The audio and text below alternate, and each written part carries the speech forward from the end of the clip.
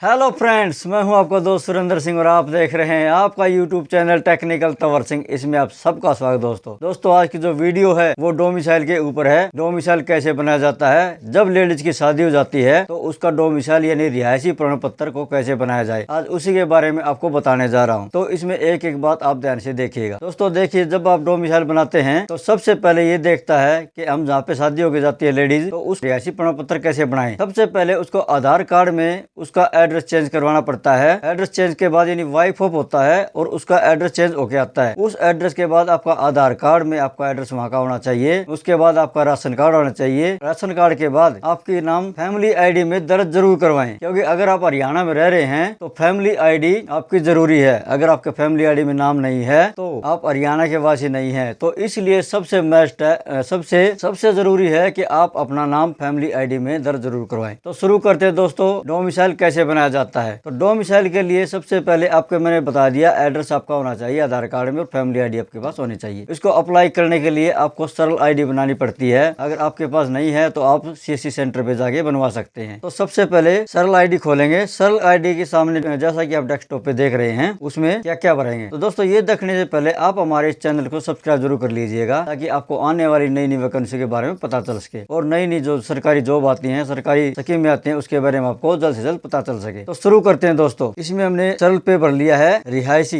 Residence RES। Residence भरते ही आपके सामने डेस्कटॉप पे देखिए हरियाणा रेजिडेंस सर्टिफिकेट, इस पे हम अप्लाई करेंगे। एक एक बात आपको सही बताऊंगा, बिल्कुल समझदार अच्छी तरह देखिएगा। इसके बाद आपकी जो आईडी खुलती है इसमें सबसे पहले मांगता है फैमिली आईडी नंबर। अगर आपके पास फैमिली आईडी है तो आप इसे अप्लाई कर सकते हैं। फैमिली आईडी के बाद आपका फैमिली आईडी नंबर डालिएगा इसके अंदर। इसके बाद देखिए ये फैमिली आईडी नंबर डालते इसमें आपके मेंबर की डिटेल वो सामने आ जाती है। जो जिसका आपने बनाना है, जैसे लेडीज का बनाना है, जैसे शादी के बाद जो लेडीज आती है उसका बनाना है, तो उसका नाम इसमें डाल देंगे। अब इसकी सेंड कर देंगे इसको। इसके बाद आपके पास एक OTP आता है फोन के ऊपर, डाल देंगे। अब क्लिक हेल्प वेरीफाई OTP। ये डालते ही आपका डाटा जो आपने फीड करा था, जो आपकी डिटेल है वो सारी की सारी इसके अंदर आपकी आ जाती है। इसी के अनुसार आपका जो डोमिसाइल है वो बनेगा। जो आपके फैमिली आईडी में जो ना आपने नाम दर्ज करवाया है उसी का डाटा आपका डोमिसाइल के अंदर आएगा। तो इसलिए आप जो फैमिली आईडी में है एक डिटेल आप अच्छी तरह से भरवाइएगा, देख देख के, स्पेलिंग वगैरह कोई मिस्टेक ना हो। अब इसमें सबसे पहले आपकी फोटो होनी चाहिए, वो एक CSC बैनर के साथ में। CSC बैनर आपका साथ में होना चाहिए, उसके साथ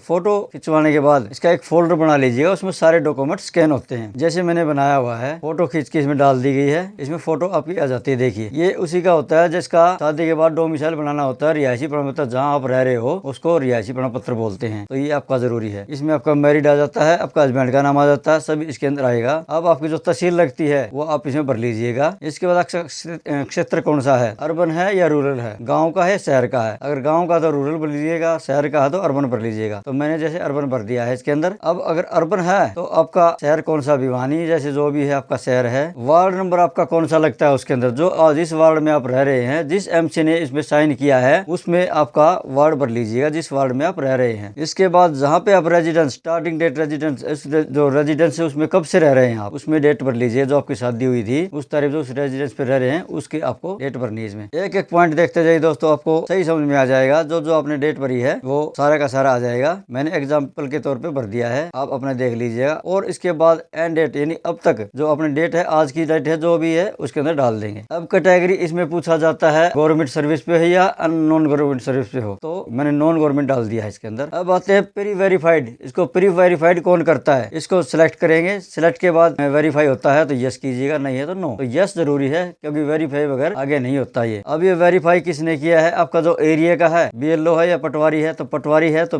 पटवारी का नाम लिख लीजिएगा, आपका एरिया का जो भी है। इसके बाद जो वेरीफाई किसने, अगर आपका वार्ड वाइज MC है तो MC का नाम डाल दीजिएगा इसके अंदर। तो मैंने एग्जाम्पल के तौर पर ये डाल दिया है। अब ये सारा होने के बाद अब आई एग्री का ऑप्शन आता है। आई एग्री पे हम क्लिक करेंगे। ये बॉक्स हमें जरूर क्लिक करना पड़ता है, नहीं करेंगे तो ये आगे नहीं बढ़ेगा। ये होने के बाद आपका कैप्चा आता है, कैप्चा भर लीजिएगा। अब इसको सबमिट कर लीजिएगा। सबमिट होते आपका सर्च पे आ जाएगा। देखिए पूरी डिटेल आपकी आ गई है, आप इसको चेक कर सकते हैं सारा का सारा। ये नाम वगैरह सारा कुछ इसके अंदर आ जाता है, सारी डिटेल देख लीजिएगा। डिटेल वो ये आएगी जो आपकी फैमिली आईडी के अंदर है। इसके बाद अटैच, जो डॉक्यूमेंट लगाने हैं वो अटैच कर दो इसके अंदर, जैसे आधार कार्ड हो गया, राशन कार्ड हो गया, वोट कार्ड हो गया, फैमिली आईडी होगी। और जो इसकी फाइल लगती है, फाइल तैयार करवानी पड़ती है, MC और कमेटी के साइन होते हैं। अगर शहर का तो MC के साइन और कमेटी के साइन, गाँव का है तो सरपंच पटवारी के साइन इसके ऊपर होते हैं। वो जो फाइल बनती है वो इसके अंदर सबमिट करेंगे हम। तो अपनी फाइल पहले तैयार कर लीजिएगा। अब इसमें जो डॉक्यूमेंट लगाए हैं हमने वो इसके अंदर सबमिट कर देंगे। ये पीडीएफ फाइल लगती है इसके अंदर। अब इसकी जो पीडीएफ फाइल है तो नाम दे दीजिएगा और ये होने के बाद को सेव कर दीजिएगा। सेव के बाद इसमें चेक कर लीजिएगा जो आधार कार्ड है या जो भी है इसके अंदर डॉक्यूमेंट जो आपके हैं वो सही है, दुरुस्त है। अब इसका होने के बाद मेन मुख्य पॉइंट आता है मेक ए पेमेंट। इसके बाद आपकी पेमेंट हो जाती है। ये आपकी पेमेंट होगी और इसको आप सीएससी के माध्यम से इसको काट सकते हैं। तो दोस्तों ये मैंने आपको बता दिया हर प्रकार की।